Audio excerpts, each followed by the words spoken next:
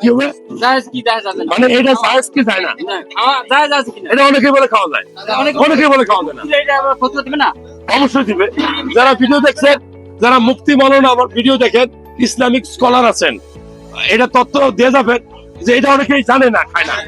যদি হালাল হয় বা আমাদের ধর্মে খাওয়া যায়, মুসলিম ধর্মে এটা খাওয়া উচিত। কারণ কি জানেন, এটা এতটা ক্যালসিয়াম সমৃদ্ধ খাবার যে চিন্তা করতে পারবেন না।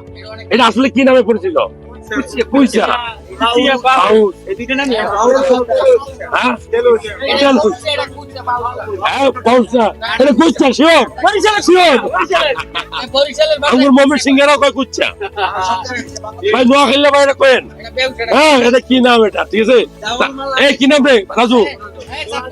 নোয়াজি, নোয়াজি, ইয়েস, নোয়াখালী বাইরে কয় নোয়াজি। যাই হোক, এটা ক্যালসিয়াম সমৃদ্ধ খাবার। এটা শরীরে আপনার রক্ত তৈরি করে। আমি জীবনে একবার খাইছিলাম, বুঝি নাই, আম্মা খাওয়াই দিছিল জন্ডিসের কথা কইয়া কয়েক টুকরা। তবে এটা কি আসলে বিষ?